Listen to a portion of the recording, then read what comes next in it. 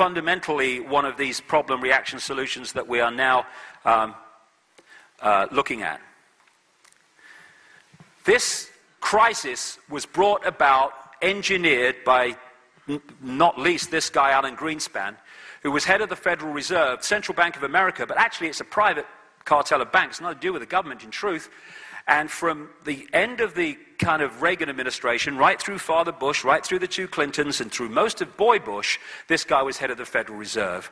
And he led a campaign which was mirrored around the world because of this transnational corporation I'm talking about, which took away all credible regulation on the banks and financial institutions doing what the hell they bloody liked. And it was purposely created to create enormous amounts of debt. And you could be a monkey and get a mortgage at one point. And the idea was then, when the debt had reached massive proportions, unmanageable proportions, then you crash the system. Because what you want is a massive problem which you can then add endless solutions to, including the introduction eventually, and we're going there, of a world central bank to dictate to all global finance. And that's what we've been doing all these years, watching the game and all the rest of it.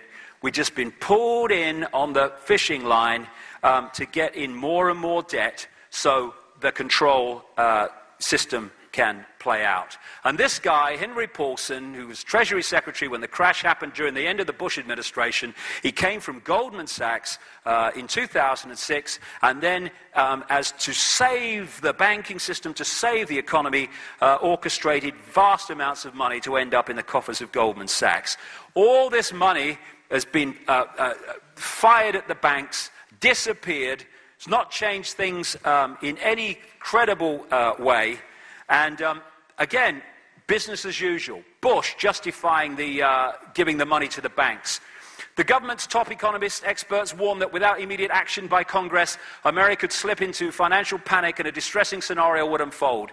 More banks could fail, including some in your community. The stock market would drop even more, which would reduce the value of your retirement account. The value of your home could plummet. Foreclosures would rise dramatically. And if you own a business or a farm, you'd find it harder and harder expensive to get credit. More businesses will close their doors and millions of Americans could lose their jobs. God bless America. Then Obama comes in, change, when he says we want even more money at the banks. Economists across the spectrum have warned that if we don't act immediately, millions more jobs will be lost and national employment rates will approach double digits. More people will lose their homes, their health care, and our nation will sink into a crisis that at some point may be unable to be reversed. Different mask, same face. Be afraid, be very afraid. The big bad monster's coming now that we've invented him. Economic crisis, and he's just a puppet. And his economic team, people like Larry Summers, Paul Volcker, Tim Geithner, they're straight from the very institutions that created the crisis, and they've been placed in positions to solve the crisis, which means giving more and more money to the banks that they represent, trillions of dollars. And they're talking about it being the bigger crisis than the 1930s. In many ways, on many levels, I think that's absolutely right.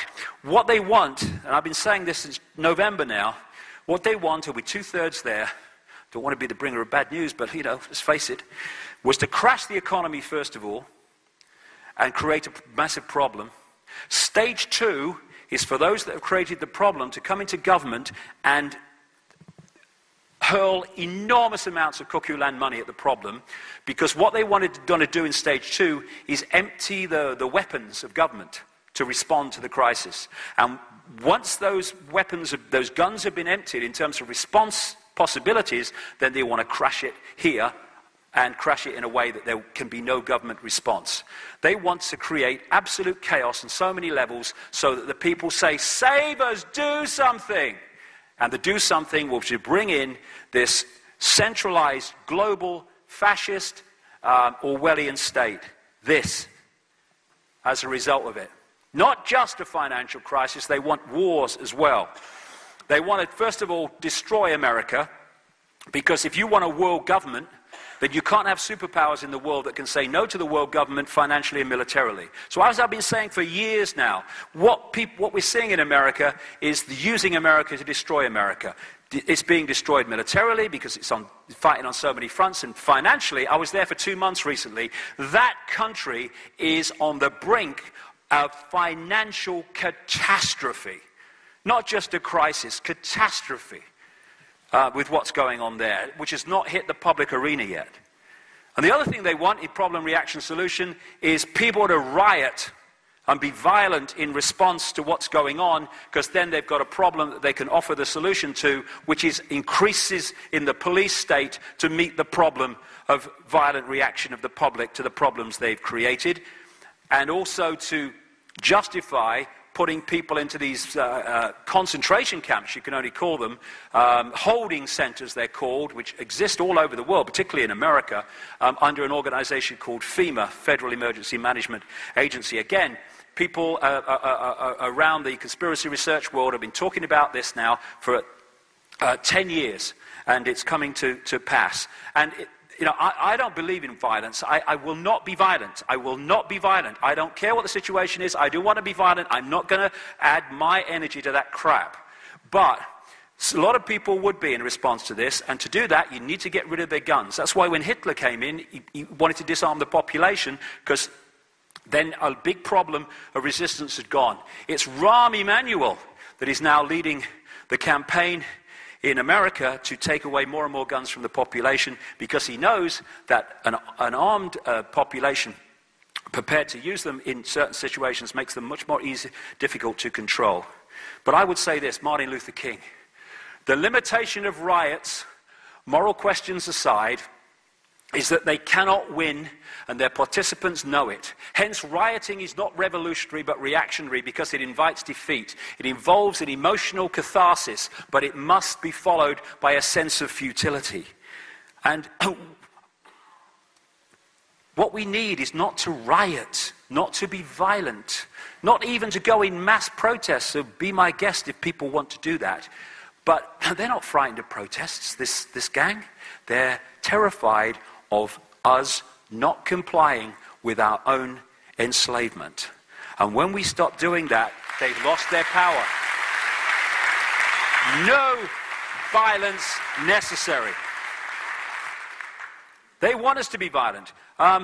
Inside job, problem, reaction, solution, 9/11. Won't go into all that now, but it's been well documented. But another classic one. And interestingly, 1997, the Grand Chessboard, Brzezinski book. Moreover, as America becomes an increasingly multicultural society, it may find it more difficult to fashion a consensus on foreign policy issues, except in the circumstances of a truly massive and widely perceived direct external threat. What was it? 3 years later? 4 years later? Thank you. Massive external threat, which has justified so much. I love that. So David Dees is a great artist. Anything like this in this presentation comes from David Dees, a brilliant artist who portrays real powerful statements in pictures like this. Jet fuel, that's a good one.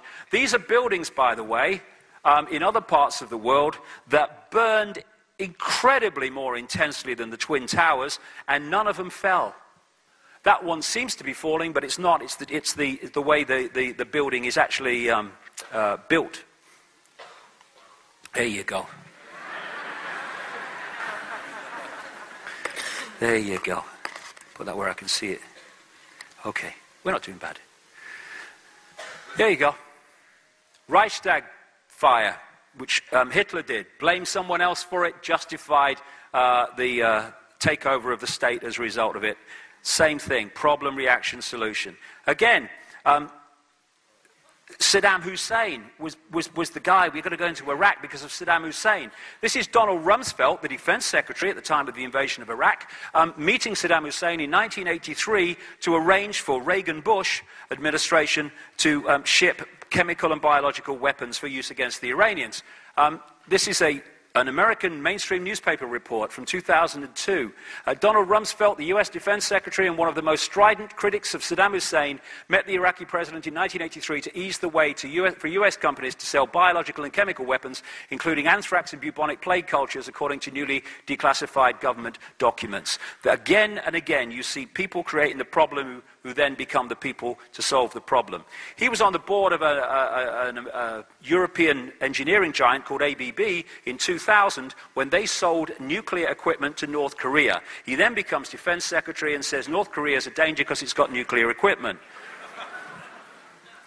Alongside problem, reaction, solution,